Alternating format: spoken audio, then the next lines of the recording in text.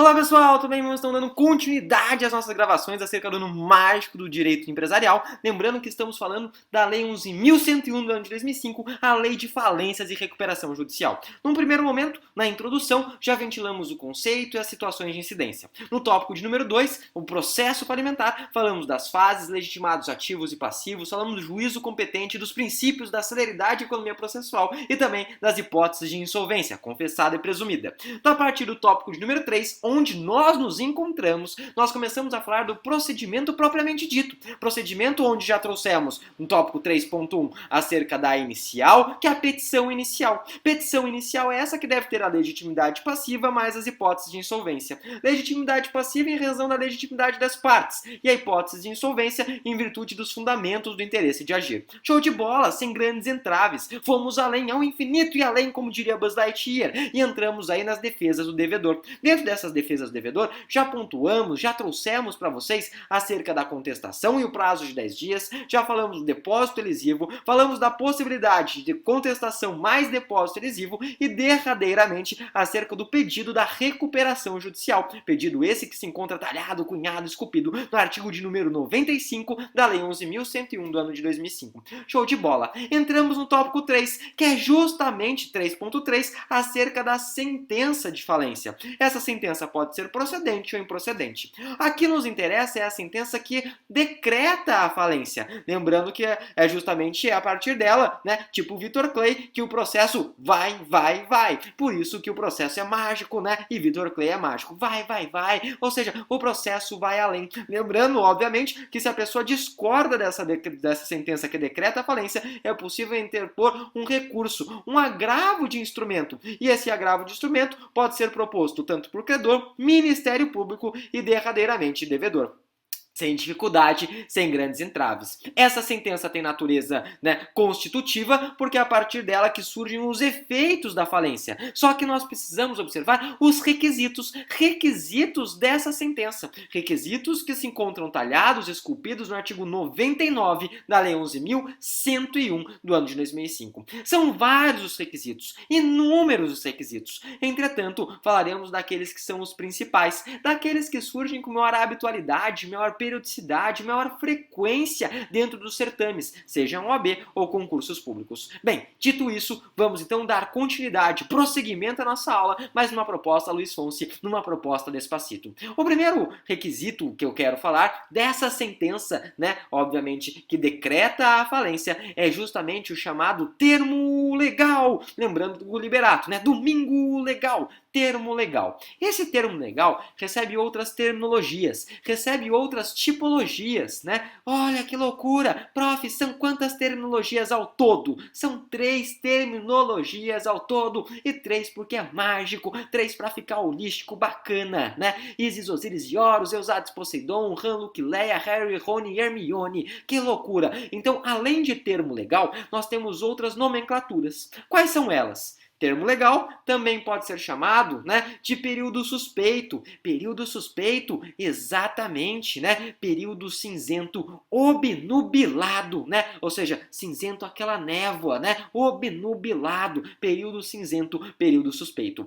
Essas, né, nomenclaturas, essas tipologias, elas representam um requisito que está talhado, cunhado no artigo 99, inciso 2. O que esse 99, inciso 2 fala? Ele fala o seguinte, olha, a partir do momento em que nós tivermos aí a sentença, né, que decreta a falência, nós precisamos observar também, a partir do momento da sentença, né, do termo legal, da recuperação judicial, ou ainda, né, por demais, do primeiro protesto, um prazo prévio, um prazo que se retrotrai, né, ou seja, se a gente faz uma análise, então, para trás do prazo de 90 dias. Porque a gente tem que analisar esse prazo de 90 dias contados aí do pedido da falência, esse prazo de 90 dias contados aí por demais, de maneira passada, pretérita, né, acerca do primeiro protesto e ainda acerca, né, daquilo que a gente fala da primeira falta de pagamento, ou seja, da recuperação judicial. Por quê, gente? Por quê? Por quê? Pelo seguinte, porque muitas vezes o sujeito, quando ele observa que ele vai falir, o sujeito, quando ele observa que ele vai quebrar, ele começa a fazer o quê? Putaria! Ele começa a fazer 50 tons de cinza, ele começa, de certa forma, a dilapidar o patrimônio, né? A fazer movimentações com o sentido de querer fraudar os credores. Isso acontece? No Brasil nunca, né? Mas em Pandora, né, com uma grande periodicidade. Então, justamente por isso, a partir, né, do momento que a gente faz o pedido da sentença, a partir do momento da recuperação judicial, né, do pedido de recuperação judicial, e a partir do primeiro protesto. Então vamos lá, pedido da sentença, pedido da recuperação judicial, né?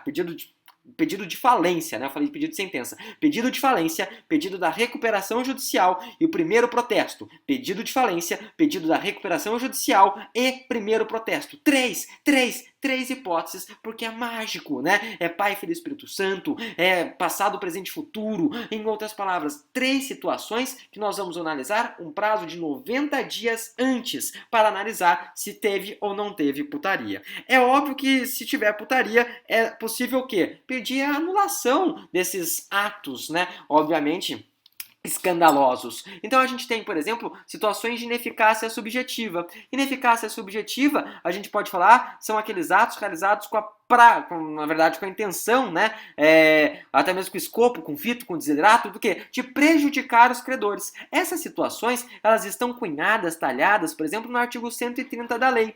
Além dessas de ineficácia subjetiva, nós temos, por exemplo, aquelas de ineficácia objetiva, né, ou, por exemplo, que podem ser reconhecidas de ofício pelo juiz, que podem ser alegadas na defesa, ou até mesmo pleiteadas mediante uma ação própria. Já vou falar qual que é a ação própria, mas essas situações de ineficácia objetiva estão no 129. Então, em outras palavras, ineficácia subjetiva, 130, ineficácia objetiva, 129. Qual que é o prazo? É um prazo de 3 anos. 3 anos porque é mágico, né? 3 anos aí, prazo decadencial, contados da decretação da falência. Para pedir o quê? Para pedir aí, obviamente, o debelar desses atos, né, de putaria, desses atos, então, que buscam, de certa forma, fraudar os credores. Quais são as ações? Nós temos 2 ações. Uma específica para ineficácia subjetiva e outra específica para ineficácia objetiva. Se a gente fala de ineficácia subjetiva,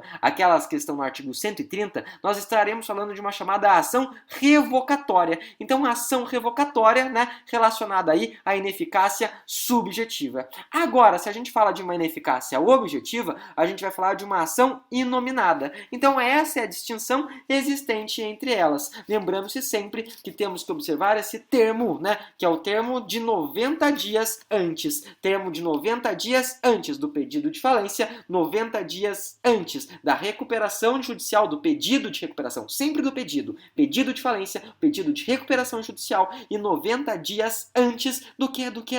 90 dias antes, então, do primeiro protesto. Show, leve, mais do que so far so good. Então a gente analisa 90 dias antes dessas 3 situações para analisar, obviamente, se estão tendo atos que buscam a dilapidação do patrimônio com escopo, com fito, com desiderato, com anseio do que? De fraudar credores. Essa é o primeiro requisito, então. É o termo legal, né? Além do termo legal, a gente pode falar, então, termo suspeito ou, se vocês preferirem, termo cinzento. Show, leve, sem crise. Segundo requisito que a gente tem que trazer, segundo requisito que a gente deve observar.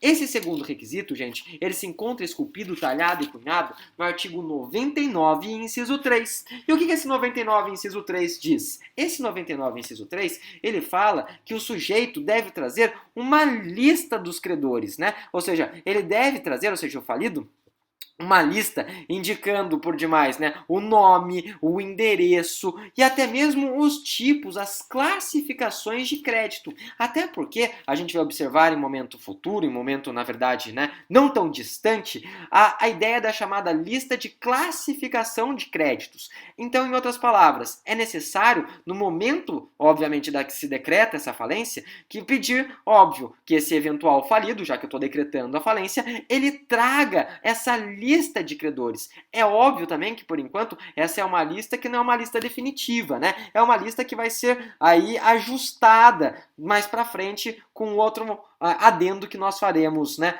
adiante. De qualquer maneira, ele tem que trazer uma lista dos credores teoricamente completa, tudo bem? E se ele não trouxer? E se ele for rebelde, né? Rebelde, eu sou rebelde, né? Lembrando que agora, no dia 4, né, nós temos, de certa forma, a volta de RBD. Que loucura, prof, que loucura. Show de bola. O que é interessante falar? Se ele, de certa forma, ele, né, busca não trazer essas informações relacionadas aos credores dentro do prazo. Qual que é o prazo? O prazo de 5 dias. Esse indivíduo, ele responde pelo crime de desobediência. Então, essa é a ideia aqui trazida. Ele tem que trazer, é um dever. Se ele não trouxer essa lista de credores dentro do prazo de 5 dias, tudo bem? Ele responderá pelo ilícito, pelo ato deletério, né? Pelo crime aí, né, esculpido, talhado como crime de desobediência.